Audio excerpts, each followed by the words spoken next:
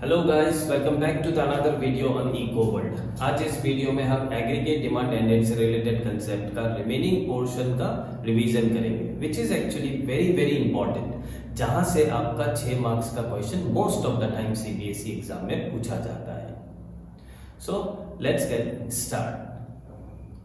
So the first topic is Keynesian theory of income and employment और equilibrium level of income and employment, और कभी कभी इसको effective demand के नाम से भी आपको एग्जाम में पूछा जाता है। तो Keynesian theory of income and employment को इसको दो अप्रोचेस में डिवाइड कर दिया जाता है, aggregate demand and aggregate supply approach, और एक होता है सेविंग एंड इन्वेस्टमेंट अप्रोच। तो पहला फर्स्ट अप्रोच को हम देखते हैं, aggregate demand and aggregate supply approach. According to Keynes, an economy is said to be in equilibrium at the point where aggregate demand is equals to aggregate supply। मतलब कि जिस point पे आपका aggregate demand और aggregate supply equal हो जाता है, उसी पॉइंट को क्या कहा जाता है? इक्विलिब्रियम। ठीक है, जो कि हमने पहले चैप्टर के स्टार्टिंग में ही एग्रीगेट डिमांड का टेबल बनाया था, फिर एग्रीगेट सप्लाई का भी टेबल बनाया था। अब इसमें हम दोनों टेबल को एक साथ ज्वाइन कर देंगे and then we will see that how the economy are getting its equilibrium situation. So see the table. Now see, हमने टेबल में इनकम का कॉलम बनाया and then consumption and investment and saving, उसके बाद aggregate demand और aggregate supply. तो पहला income को देख लो, income starts with 0 and then increases with the ratio of 100 100 100 100। फिर आता है कंजम्पशन, कंजम्पशन स्टार्ट विद 40, उसके बाद 80 80 80 करके इंक्रीज कराता गया। जैसे कि मैंने पहले भी बताया था कि the rate of increase in income is much higher than the rate of increase in consumption. Next is investment. ये इन्वेस्टमेंट हमारा कौन सा है? Autonomous investment which always remain fixed. तो एक बार हमने इसको 20 रखा, फिर इट ऑलवेज रिमेन 20। एंड उसके बाद लास्टली आता है हमारा saving. Saving is equals to what? Income minus consumption. Income से कंजम्पशन को माइनस कर दो, जो बचा वो आपका saving. Like 0 minus 40 it become minus 40। फिर नेक्स्ट लेवल में आपका इनकम है 100, your consumption is 120, then your saving is minus 20। फिर थर्ड लेवल में आपका इनकम है 200, your consumption is 200, your saving is 0। Likewise, we have to subtract the value of income and consumption, then we will get saving। ठीक है, and then इसके बाद आता है एग्रीगेट डिमांड। एग्रीगेट डिमांड में आपको क्या करना है? इनकम और कंजम्पशन को प्लस करते जाना है। तो sorry aggregate demand is equals to what? C plus I, मतलब कंजम्पशन और ऑटोनोमस इन्वेस्टमेंट को आपको ऐड करना है। जैसे कि पहला लेवल में आपका कंजम्पशन था 40, your autonomous consumption is 20, 40 plus 20 become 60। फिर नेक्स्ट में आपका कंजम्पशन है 120 and your investment is 20, 120 plus 20 become 140। फिर उसके बाद में थर्ड लेवल में आपका कंजम्पशन है 200 and your investment is 20, 200 plus 20 become 220।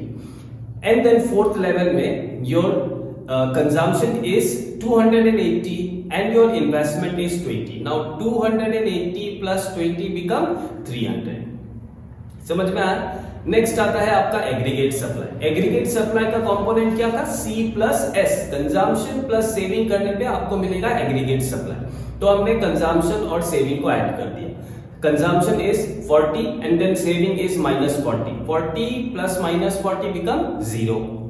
Next level में your consumption is 120 and your saving is minus 20, 120 plus minus 20 become 100। again then likewise next level में फिर आपको ऐड करना है, क्या है? आपका consumption is 200 and your saving is 0, 200 plus 0 become 200। and then उसके बाद फोर्थ लेवल में your consumption is 280 and your saving is 20, 280 plus 20 become 300। likewise हमने consumption और saving को ऐड कर दिया। now if you go through the table then you can find out that at the fourth level or when the income is 300, जब आपका income 300 था, उस point में your aggregate demand and aggregate supply are equal. उसी point पे आपका aggregate demand भी 300 and your aggregate supply भी 300. So that is the point where aggregate supply is equals to aggregate demand and it is the point of equilibrium. And it also referred as the effective demand. इसी point को effective demand भी कहा जाता है. The point where aggregate demand is equals to aggregate supply. ठीक है. Now come to the second approach. Second approach आपका क्या था? Saving and investment approach. Saving and investment approach. According to Keynes, an economy is said to be in equilibrium at the point where saving and investment are also equal. ये भी कहा जाता है कि जिस पॉइंट पे आपका सेविंग और इन्वेस्टमेंट इक्वल हो जाएगा उस पॉइंट को भी इक्विलिब्रियम कहा जाता है. जैसे कि aggregate demand is equals to aggregate supply, that is called the point of equilibrium. And the point where saving and investment are equal, it is also considered to be as the point of equilibrium. ठीक है. Now इसको भी आप again वो पुराने वाले table में आ जाओ. अगर वही टेबल में आप देखोगे तो उसी टेबल में जहां पे आपका एग्रीगेट डिमांड और एग्रीगेट सप्लाई इक्वल था, means 300 and 300, in that same line if you see that your saving is 20 and your investment is also 20, वही सेम पॉइंट पे आपका सेविंग और इन्वेस्टमेंट भी क्या होता है? Equal. It means that the point where aggregate demand and aggregate supply are equal, it is the same point where saving and investment are also equal. इस चीज को हम डायग्राम का हेल्प से भी दिखा सकते हैं. Now see the diagram. Diagram में भी क्या है? वही सेम चीज आपको दिखाया गया है. पहले एग्रीगेट सप्लाई बनाया which is 45 degree line and then aggregate demand बनाया विच कंटिन्यूअसली इंक्रीजेस. जिस पॉइंट पे AD एंड AS इक्वल हो गया, that is the point of equilibrium. And saving और इन्वेस्टमेंट के केसेस में भी क्या है? Your investment is parallel to X axis because it is a constant one and your saving starts with negative and then continuously increases. जिस point पे आपका saving और इन्वेस्टमेंट इक्वल हो जाएगा, that is the point of equilibrium. Got it? So this much you have to write in your exam if this question will came. Most of the time CBSE में ये effective demand, Keynesian theory of income and employment, equilibrium level of income and employment के ऊपर question पूछा ही जाता है. ठीक है? Now next is investment multiplier. Investment multiplier is denoted by K. Investment multiplier क्या होता है? It is the ratio of change in income to the change in investment. मतलब कि अगर इन्वेस्टमेंट का चेंज हुआ है, if you are going to increase your investment, तो इससे आपका इनकम में कितना इंक्रीज आएगा. ठीक है. कितना you can be able to multiply your investment, that is called investment multiplier. Investment multiplier can be related with the MPC and MPS, marginal propensity to consume और marginal propensity to save के साथ में भी हम investment multiplier को relate कर सकते हैं. अगर फर्स्टली आप MPC के साथ में देखोगे तो investment multiplier and MPC are positively related to each other. उन दोनों के बीच में क्या है? पॉजिटिव रिलेशन है. मतलब if there is an increase in MPC then it leads to the increase in multiplier. मतलब अगर आपका MPC में इंक्रीज आएगा तो आपका मल्टीप्लायर भी इंक्रीज होता है. MPC का मतलब क्या था? Change in consumption to change in income. मतलब आपका इनकम का चेंज होने पे आप कंजम्पशन कितना इंक्रीज करा रहे हो. ठीक है. तो आपका MPC का इंक्रीज होना, it means that your consumption increases. ठीक है. सो आपका जब कंजम्पशन इंक्रीज होगा, it leads to the increase in income of a producer. है ना? कि आपका कंजम्पशन का इंक्रीज होना, it means that it leads to the increase in income of a producer. ये हमने एकदम शुरुआत में पढ़ा था सर्कुलर फ्लो ऑफ इनकम में, कि अगर the consumption of a one person is actually the income of other person. ठीक है. तो जब कंजम्पशन इंक्रीज होता है, इससे क्या होता है? प्रोड्यूसर का इनकम इंक्रीज होता है. प्रोड्यूसर का इनकम इंक्रीज होना मतलब मल्टीप्लायर का इंक्रीज होना. So that it says that there is a positive relationship between MPC and multiplier. Now MPS के केसेस में देखने जाने से investment multiplier and MPS they are inversely related. उन दोनों के बीच में इनवर्स रिलेशन होता है. मतलब कि if there is an increase in the value of MPS, अगर MPS इंक्रीज होगा then the multiplier will decrease. Now इसको देखो कि MPS का मतलब होता है कि आप अपना इनकम का कितना रुपया सेविंग कर रहे हैं. ठीक है, इंक्रीज इन इनकम का कितना रुपया सेविंग कर रहा है। So if your MPS increases it means that you increase your saving, ठीक है, आप अभी ज्यादा सेविंग कर रहे हैं, ज्यादा सेविंग करना मतलब योर कंजम्पशन डिक्रीजेस, है कि नहीं। अगर आप ज्यादा सेविंग करेगा इसका मतलब आप कंजम्पशन कम कर रहे हैं, कंजम्पशन कम करना मतलब प्रोड्यूसर का इनकम कम होना, प्रोड्यूसर का इनकम कम होना मतलब मल्टीप्लायर का कम होना। इसीलिए कहा जाता है एमपीएस और multiplier they are inversely related. अगर एमपीएस इंक्रीज होगा तो प्रोड्यूसर का इनकम रिड्यूस होगा, प्रोड्यूसर का इनकम रिड्यूस होना मतलब मल्टीप्लायर का रिड्यूस होना। इन दोनों के लिए ही एक फॉर्मूला है, जैसे कि अगर एमपीसी के साथ में देखने जाने से K is equals to 1/1 minus MPC and MPS के साथ में K is equals to 1/MPS। So this is called investment multiplier. Now next is excess demand. Excess demand and deficient demand, ये दोनों भी क्या है, इस पार्ट का बहुत ही इंपॉर्टेंट टॉपिक है। Excess demand means the situation when aggregate demand is greater than aggregate supply. जब आपका डिमांड एक्सेस हो रहा है, ठीक है, so it refers to the situation जहां पे एग्रीगेट डिमांड एग्रीगेट सप्लाई से क्या है, ज्यादा। तो इस चीज को आप डायग्राम से देखो so that you can be easily able to understand, ठीक है। तो हमने क्या बनाया, पहले X axis and Y axis दोनों ड्रॉ कर दिया। X axis is of income and Y axis is of aggregate demand and aggregate supply. Aggregate supply आपका क्या होगा, 45 degree line and aggregate demand under full employment. हमने बनाया एक aggregate demand under full employment, मतलब अगर आपका ये एग्रीगेट डिमांड रहता है तो आपका इकोनॉमी क्या होगा, इक्विलिब्रियम में होगा, ठीक है। नाउ इसके बाद में नेक्स्ट क्या किया, हमने एग्रीगेट डिमांड को इंक्रीज करा दिया because it is a situation of excess demand. आपका डिमांड ज्यादा हो रहा है, ठीक है, हमने क्या किया, हमारा डिमांड को इंक्रीज कराया। जैसे ही डिमांड को इंक्रीज कराया, now the demand curve will shift to upward. अब नया जो डिमांड कर्व बना, it is actually called the actual aggregate demand. So the gap between actual aggregate demand and aggregate demand under full employment, जो आपका full employment वाला aggregate demand है और आपका इंक्रीज्ड वाला जो एक्चुअल एग्रीगेट डिमांड है, इन दोनों का जो बीच का गैप होता है, this is called inflationary gap, ठीक है। इसी को क्या कहा जाता है, inflationary gap. Now different causes of excess demand, की क्या क्या कारण होता है एक्सेस डिमांड का होने में। तो सबसे पहला कारण क्या है, इंक्रीज इन गवर्नमेंट एक्सपेंडिचर। अगर गवर्नमेंट अपना एक्सपेंडिचर इंक्रीज करने लगे, ठीक है, if there is an increase in government expenditure it leads to the increase in income of general people.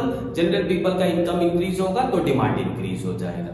Second is increase in propensity to consume. अगर आदमी का propensity to consume increase हो गया, मतलब a person started to consume more, ठीक है। अगर आप ज्यादा कंजम्पशन करेंगे, ज्यादा कंजम्पशन करना मींस ज्यादा डिमांड करना, ठीक है। Again it leads to increase in aggregate demand.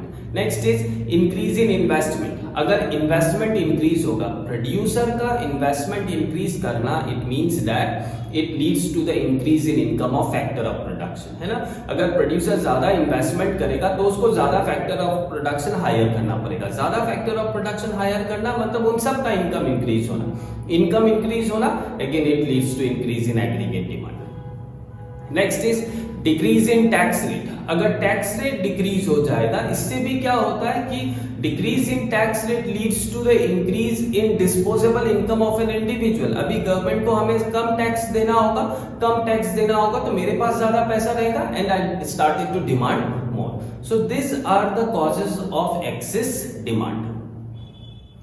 Now see the next is deficient demand. अगर एक्सेस डिमांड का कंसेप्ट आपका क्लियर है तो डेफिशिएंट डिमांड क्या है, it is just an opposite to the excess demand, उसी का अपोजिट है। Deficient demand means the situation where aggregate demand is less than aggregate supply. जब एग्रीगेट डिमांड एग्रीगेट सप्लाई से क्या होगा, कम, ठीक है, that is called the situation of deficient demand. इसको भी हम चलो डायग्राम से देखते हैं। डायग्राम के केसेस में वही सेम, हमने पहले 45 डिग्री एग्रीगेट सप्लाई का डायग्राम बनाया, फिर हमने बनाया aggregate demand under full employment. मतलब अगर ये एग्रीगेट डिमांड हुआ तो हमारा इकोनॉमी क्या होगा, इक्विलिब्रियम पे रहेगा, full employment equilibrium. Now as it is the case of deficient demand, demand आपका डिक्रीज हो रहा है, so that we move the aggregate demand downward, ठीक है, हमने डाउनवर्ड शिफ्ट करा दिया एग्रीगेट डिमांड। डिमांड। तो हमने नीचे से और एक एग्रीगेट डिमांड बनाया which is considered to be as actual aggregate demand. इसको हमने दिया एक्चुअल एग्रीगेट डिमांड, मतलब एक्चुअली अभी ये एग्रीगेट डिमांड हो रहा है। So the gap between aggregate demand under full employment and decrease in actual aggregate demand, ठीक है, जो एग्रीगेट डिमांड फुल एम्प्लॉयमेंट वाला था उसके बाद डिक्रीज होने के बाद जो एक्चुअल एग्रीगेट डिमांड बना, इन दोनों का बीच का जो गैप है उसे कहा जाता है deflationary gap. This is called deflationary gap. Now इसका भी अगर आप कॉजेस को देखेंगे, the causes are what, it is just an opposite to the causes of excess demand. जो एक्सेस डिमांड का कॉजेस था उसी को आप पूरा उल्टा कर दो। नाउ इस केसेस में क्या है कि डिक्रीज इन गवर्नमेंट एक्सपेंडिचर। सबसे पहला कि अगर गवर्नमेंट अपना एक्सपेंडिचर रिड्यूस करेगा तो इससे क्या होगा, individuals income started to decrease. Income decrease होगा तो aggregate demand decrease. Second is decrease in propensity to consume. अगर इंडिविजुअल का प्रोपेंसिटी टू कंज्यूम डिक्रीज हो गया, it means that now we started to consume less. हम लोग अभी कम कंजम्पशन कर रहे हैं। कम कंजम्पशन करना मींस कम डिमांड करना। Next is decrease in investment. अगर प्रोड्यूसर अपना इन्वेस्टमेंट डिक्रीज करा देगा तो प्रोड्यूसर का इन्वेस्टमेंट डिक्रीज होना, इट मींस दैट उसके अंदर पे जितना भी फैक्टर्स ऑफ प्रोडक्शन काम कर रहा है सबका इनकम डिक्रीज हो जाना। इनकम डिक्रीज होना means again leads to decrease in aggregate demand. The last one is increase in tax rate. अभी अगर गवर्नमेंट ने क्या किया, टैक्स रेट बढ़ा दिया। Now we have to pay more taxes to the government. ज्यादा government को टैक्स पे करेगा तो our disposable income started to reduce. हमारे पास अभी कम पैसा रहेगा डिमांड करने के लिए, so that our demand is also started to reduce. So this are the causes of deficient demand. Now the last topic of this chapter, measures to correct excess demand and deficient demand। मतलब excess demand और deficient demand के situation को हम कैसे correct कर सकते हैं। तो इसके लिए क्या है, there are two policies, fiscal policy and monetary policy। Fiscal policy means the policy which is undertaken by the government and monetary policy means the policy which is undertaken by the central bank। Physical policy क्या होता है कि गवर्नमेंट का जो instruments which is being undertaken by the government, सबसे पहला आता है गवर्नमेंट एक्सपेंडिचर। अगर इकोनॉमी में एक्सेस डिमांड होगा तो गवर्नमेंट अपना एक्सपेंडिचर को रिड्यूस कराएगा टू करेक्ट इट। अगर इकोनॉमी में डेफिशिएंट डिमांड होगा तो गवर्नमेंट अपना एक्सपेंडिचर को इंक्रीज कराएगा to correct it. Second is tax rate. Tax rate के केसेस में if the economy is having the situation of excess demand है, मतलब आदमी ज्यादा डिमांड कर रहा है, तो ऐसे सिचुएशन में हम लोग का गवर्नमेंट क्या करेगा, टैक्स रेट को इंक्रीज करा देगा टू करेक्ट इट। अगर इकोनॉमी में डेफिशिएंट डिमांड है, मतलब आदमी डिमांड नहीं कर पा रहा है, तो ऐसे सिचुएशन में गवर्नमेंट टैक्स रेट को क्या कर देगा, रिड्यूस। इसके बाद लास्टली आता है हमारा last point is public borrowing. The government can also be able to take a loan from general public। General public से भी लोन में पैसा ले सकता है by giving them a higher interest rate। तो ऐसे सिचुएशन में क्या होता है कि मान लो कि इकोनॉमी में एक्सेस डिमांड का सिचुएशन है, मतलब आदमी बहुत ही ज्यादा डिमांड कर रहा है, तो इन सच ए सिचुएशन गवर्नमेंट क्या करता है कि जनरल पब्लिक से लोन में पैसा लेना शुरू कर देता है by giving them higher interest rate, कि मैं आपको ज्यादा इंटरेस्ट पे करूंगा, आप मुझे लोन में पैसा दे दो। So that the people started to give loan to the government and they doesn't have money. तो इससे क्या होता है, aggregate demand reduce and excess demand can be controlled. So this are the fiscal policy. अभी हम next देखते हैं monetary policy. Monetary policy के केसेस में हमने ऑलरेडी सेंट्रल बैंक का चैप्टर जब पढ़ रहे थे उसमें हमने मॉनेटरी मेजर्स ऑलरेडी पढ़ के आए, quantitative instrument and qualitative instrument. वही सब क्या है यहाँ पे repeat, like bank rate and repo rate. Bank rate और रेपो रेट का केसेस में क्या है कि अगर इकोनॉमी में एक्सेस डिमांड हो रहा है, मतलब पर्सन आर डिमांडिंग मोर, ठीक है, तो ऐसे सिचुएशन में हम लोग का bank rate and repo rate दोनों को रिड्यूस करा देता है टू करेक्ट इट। नेक्स्ट आता है CRR एंड SLR।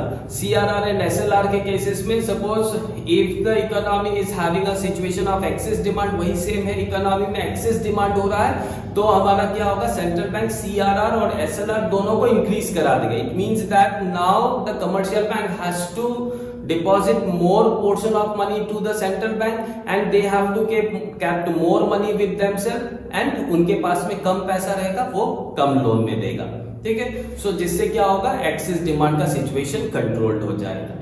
इसके बाद आता है open market operation. Open market operation के केसेस में भी क्या है कि जब इकोनॉमी में एक्सेस डिमांड होगा, मतलब कमर्शियल बैंक बहुत ज्यादा लोन में पैसा दे रहा है, तो ऐसे सिचुएशन में सेंट्रल बैंक क्या करता है, सिक्योरिटी को सेल कर देता है। ठीक है, सिक्योरिटी को कमर्शियल बैंक को सेल कर दिया। Now commercial bank has to pay to the central bank and they doesn't have the money to give a loan, जिससे क्या होगा, एक्सेस डिमांड कंट्रोल। ठीक है, so these are the points through which the central bank can be able to control over the excess demand and deficient demand। अगर ये जो monetary policy के बारे में जानना है कि CRR, SLR, bank rate, repo rate, open market operation क्या होता है, तो आप मनी एंड बैंकिंग का रिवीजन वाला चैप्टर को देख लो, वहां पे मैंने इन सब पॉइंट्स को डिटेल में बताया है।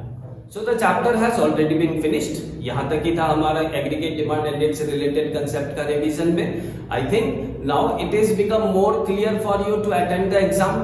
फिर भी अगर कोई डाउट होता है तो आप कमेंट पे लिखिए, I will try to correct it. Okay, अगर वीडियो पसंद आया तो लाइक करो, शेयर करो अपने फ्रेंड्स के साथ में एंड सब्सक्राइब करना मत भूलना। So see you in next video. Thank you.